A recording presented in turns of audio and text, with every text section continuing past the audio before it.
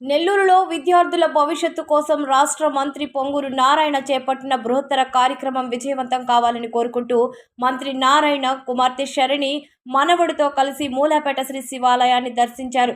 ముందుగా ఆలయ అధికారులు, వేద పండితులు ఆలయ మర్యాదలతో రాజగోపురం వద్ద పూర్ణ కుంభంతో వారికి ఘనంగా స్వాగతం పలికి ప్రత్యేక ఆశీర్వచనాలు అందించారు. అనంతరం భక్తి శ్రద్ధలతో పల్లకి సేవలో పాల్గొన్నారు. అనంతరం శరణి మీడియాతో మాట్లాడారు.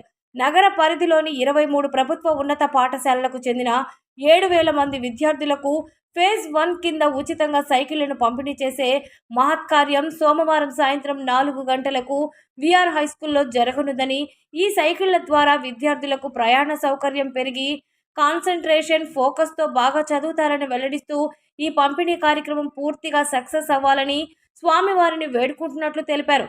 పూజల అనంతరం వారు పరమేశ్వరి నగర్లోని అబ్దుల్ కలాం ఇంటర్నేషనల్ స్కూల్ నిర్మాణ పనులను క్షేత్రస్థాయిలో పరిశీలించి పాఠశాలలో మౌలిక వసతుల కల్పన మనందరి బాధ్యత అని పేర్కొంటూ పనులను అత్యంత వేగంగా పూర్తి చేయాలని అధికారులకు స్పష్టమైన ఆదేశాలు జారీ చేశారు.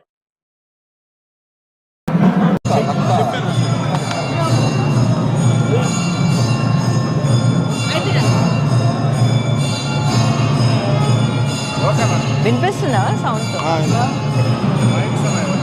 ఓకే, అందరికీ నమస్కారం అండి. నేను మీ శరణిని. ఈరోజు మా నాన్నగారితో, మా బాబుతో మూలాపేట శివాలయంకి రావడం జరిగిందండి. రేపు మీ అందరికీ తెలిసిందే, చాలా పెద్ద రోజు మా కుటుంబానికి. 7,000 పిల్లలకి సైకిల్స్ ఇస్తున్నామండి. నెల్లూరులో 23 గవర్నమెంట్ స్కూల్స్ ఉంటే హై స్కూల్ స్టూడెంట్స్ వరకు 7,000 ఫేజ్ 1 అంటే రేపు 4 o'clockకి విఆర్ స్కూల్లో ఈవెంట్ జరిగిపోతుందండి. సో శివుడి దగ్గరికి, అమ్మవారి దగ్గరికి బ్లెస్సింగ్స్ తీసుకోవడానికి మా నాన్నగారు, నేను, మా బాబు వచ్చాము. అంతా మంచి జరగాలి, నెల్లూరు ప్రజలు అందరూ బాగుండాలి. ఈ సైకిల్స్ ద్వారా ఎంతోమందికి ఇంకా కాన్సన్ట్రేషన్, ఫోకస్ పెరిగి ఎంతో గొప్ప వాళ్ళని అవ్వాలని మనస్ఫూర్తిగా కోరుకుంటున్నాను.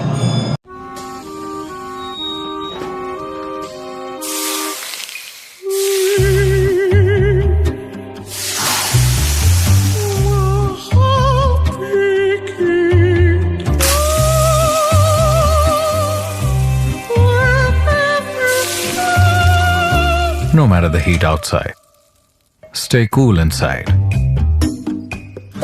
with energy-efficient windows from Asahi System Windows. Please subscribe SS News AP.